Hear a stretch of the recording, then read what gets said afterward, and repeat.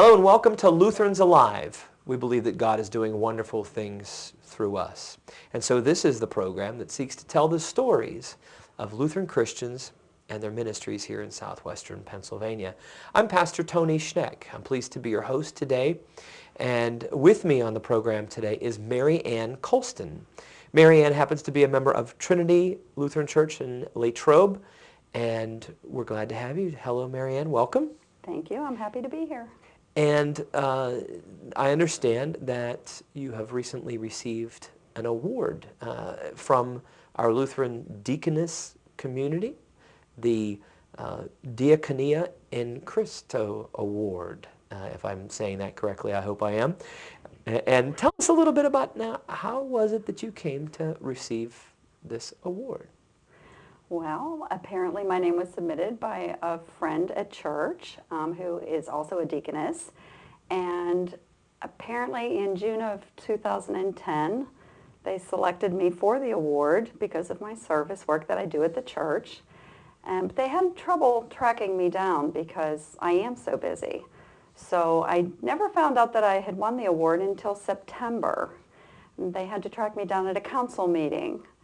And we were in the middle of a council meeting and the pastor's cell phone rang. And I thought, wonder why he's answering his cell phone in the middle of a council meeting.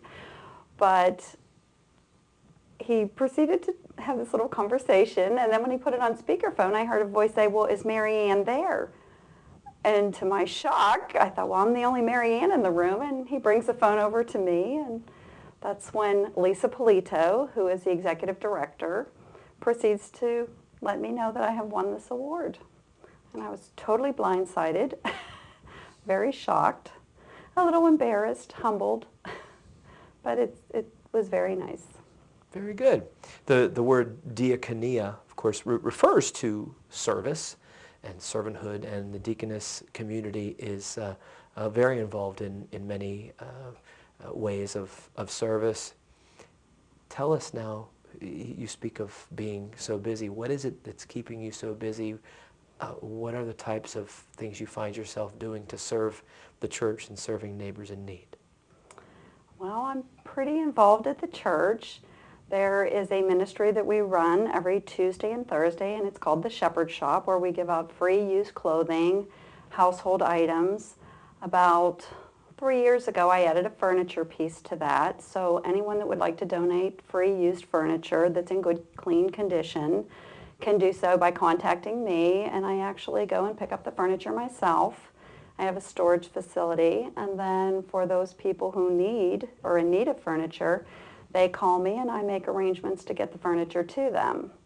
And it's been very successful. It's recently picked up a good bit because I, by accident, got hooked up with a furniture company. And a lot of times when people come in to buy new furniture, they don't want to pay to have the furniture company remove their old furniture because it does cost a good bit of money. So I gave them flyers for the Shepherd Shop. So I get an average of about 2 calls a week now for people who would like to donate their good used furniture. Many times there's nothing wrong with it. They just got tired of it and they wanted something different. So that's been keeping me very busy. But the Shepherd Shop is open on Tuesdays from 10 o'clock till noon. We serve a light lunch. And then on Thursdays it's open from 3 till 3:30. So that keeps me busy at least twice a week. I'm on several cooking crews. We have a Kids Day Out program in the fall and in the spring, and I'm the cook for that. Sometimes I help on the funeral crew when I'm not busy. I'm a seasonal employee at a local amusement park. So in the wintertime, I'm able to help on the funeral crew, or we have noonday lunches on Wednesdays and Thursdays, and I'm on one of those cooking crews. And I do a lot also in the community. There's an organization that we are closely tied to called Faith in Action. It's the Laurel Area Interfaith Volunteer Caregivers Program, where we do service work for the elderly. And I have 3 ladies that I do things for, whether it be take them to the doctors or take them grocery shopping. I have one lady who has macular degeneration, and she's can't see very well. She's almost totally blind. So I take her grocery shop and I push her in a wheelchair. I take her to all her doctor's appointments. I'm also her second set of ears because she doesn't hear very well either. So I go along and into her appointments and explain everything over to her when we get back and what she's supposed to do. And I have another lady that has cerebral palsy, and I do errands for her. I pay her bills. And then the third lady, she's now in assisted living, but I used to mow her grass and just do errands for her also. So with my three ladies and everything that I do at the church, I do manage to keep very busy. I can see that. Your calendar must be very, very full. It is. But indeed, there's a lot of need. There is. There is. And there's needs that we don't even know about. We've recently pulled together other members of the community, and we're trying to have once-a-month meetings with other church members, other organizations, to find out what the needs are in the community, to find out what other churches and organizations are doing, to see if we're not so much stepping on each other's toes, but, are we duplicating things? What are we missing? And so far we've had 2 meetings and they've been very productive. And we're learning a lot. We're learning a lot about what else is out there in the community and maybe what other things that we need to be doing. And also, it seems to me that that's a good way to draw others in to the ministry as well, to encourage others to also engage in service to neighbors in need. And that we would open our eyes to what's around us, the needs around us, and how can we best respond, how can we work together to respond to the needs.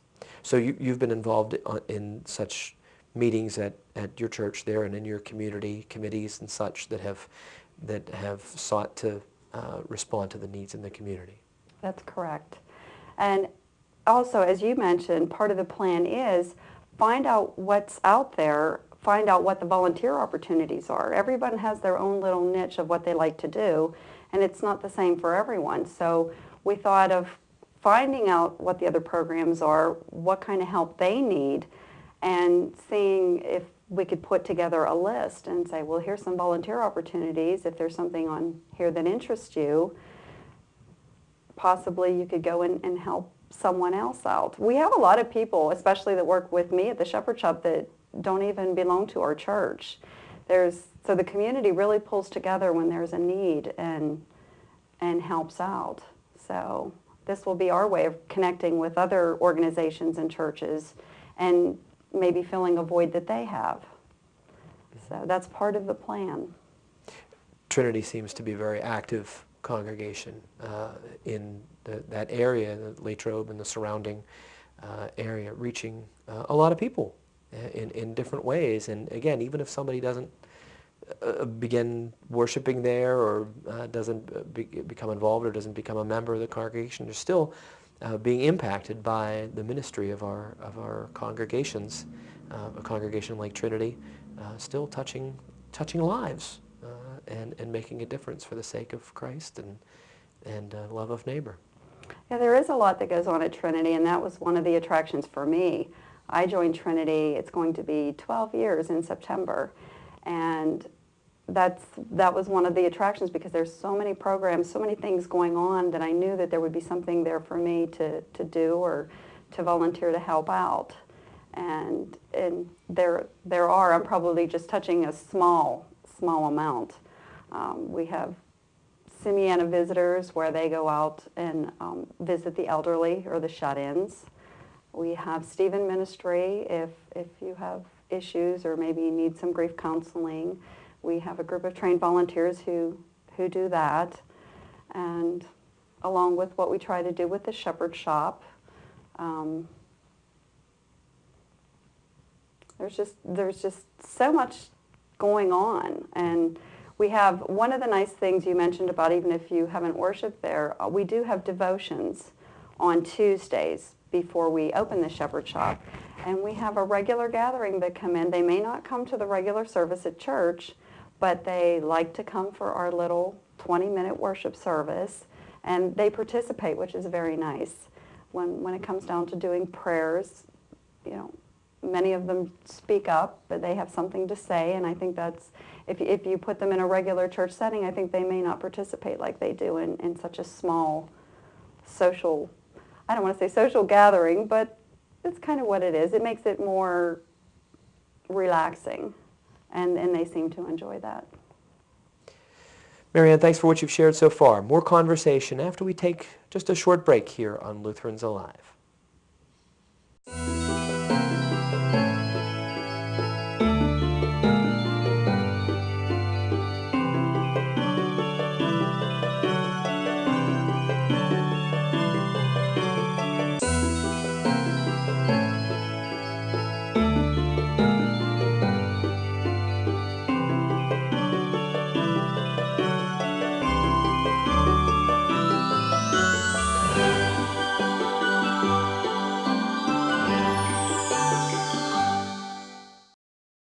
Welcome back to Lutherans Alive. We're glad you're with us. We continue our conversation with Marianne Coulston from Trinity Latrobe and winner of a very nice award, recipient of the Diaconia and Christa Award for dedicated service to our Lord and to the community.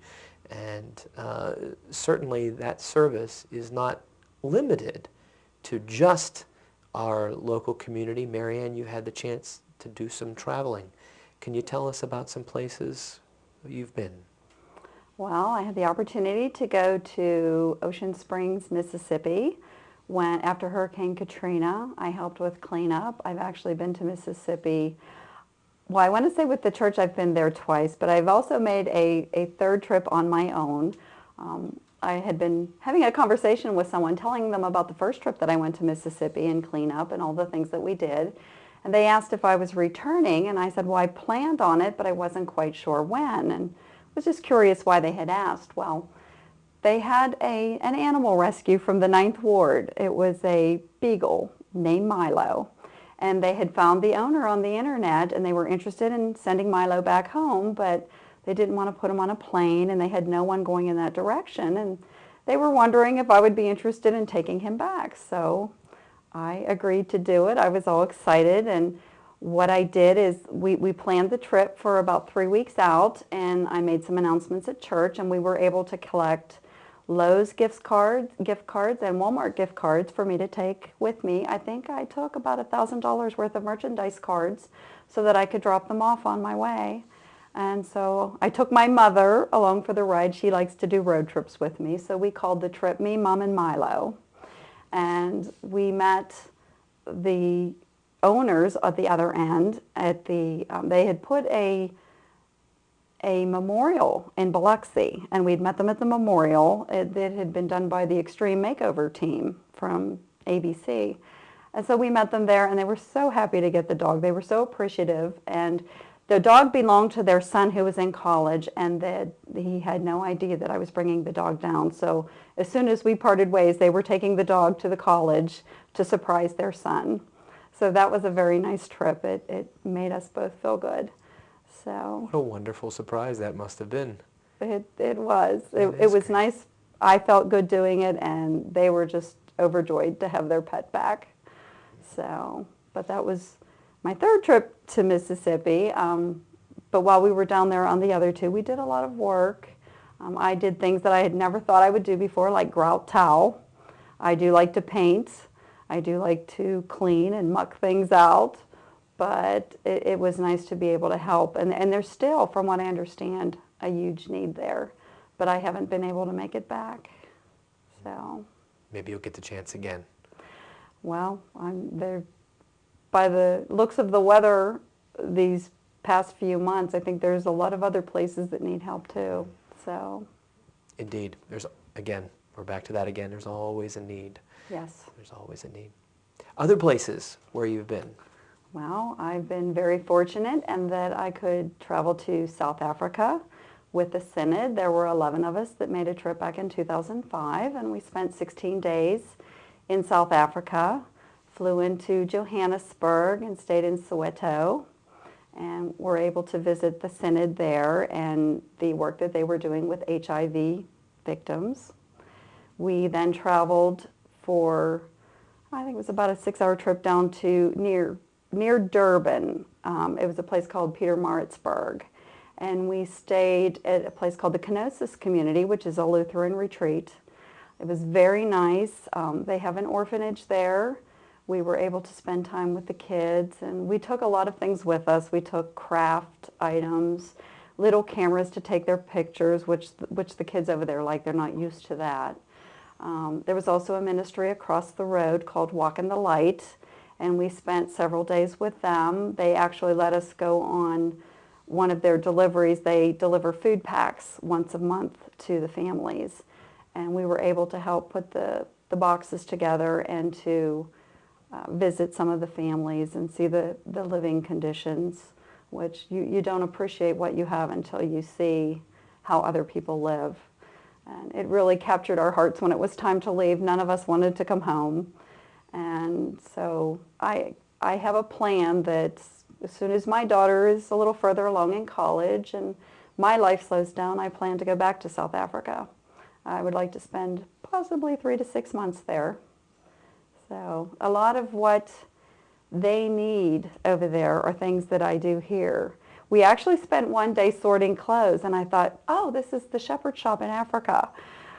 They were collecting used clothing. They were putting outfits together to send to needy families, and I thought, well, I can do that. And they needed people for transportation to take some of the patients, the sicker patients, to the clinic.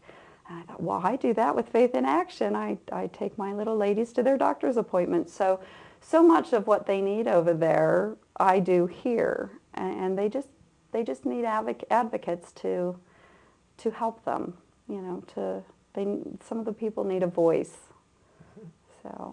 And there are gifts that you bring to these ministries, ones that you're involved in on a regular basis, and on the trips that you've taken, you've used those gifts in service to others. And it's neat that you can see that connection there, that things you're doing at home, wow, I'm doing them here too. And there's a need here, even halfway across the world. Yes, we're not so different.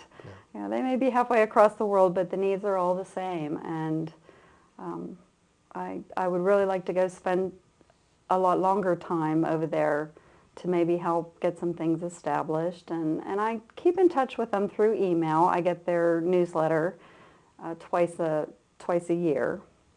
So they keep us informed of what's going on. They're expanding, building their own clinic, and they've recently moved closer to the township that they served. The township is called Honeyville, and they're building some facilities. They've built actually little cabins so that anyone who'd like to come and spend a little bit of time with them, they can stay right on the property and be hands-on. Wonderful. Other places you've been? I've also been to Senegal, Africa. I believe that was in March of 2009. And that was more of a learning experience. Senegal is, I believe, 94 or 96% Muslim. So it was a very nice learning experience. Got to meet a lot of wonderful people. We flew into Dakar, spent some time in the city, and then we actually traveled to the desert, which is, we think it gets hot here, but it really gets hot there. We learned about a lot of their programs, how they're trying to get water, how they're trying to breed cattle so that they can have more food. Just going out to see how the people lived on a daily basis. But everywhere you go, they're so friendly. They actually, we're there maybe to help them, but yet they help you so much more. I don't think that they realize it.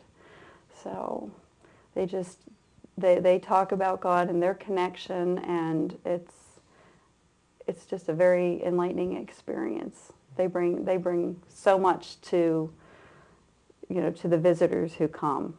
You just learn so much.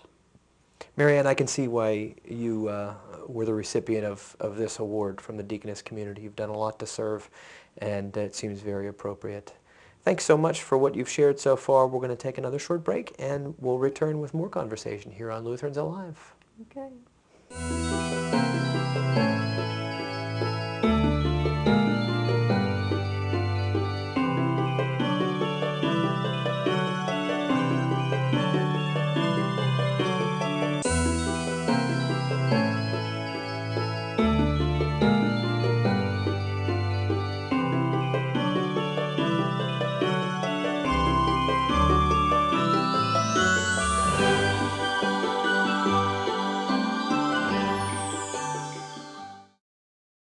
Welcome back to Lutherans Alive. We continue our conversation with Marianne Coulston. She's the recipient of the Diaconia in Christo Award from the Lutheran Deaconess community. Marianne, can I ask you to please show your award that you've brought with you today, the two frames that you have there.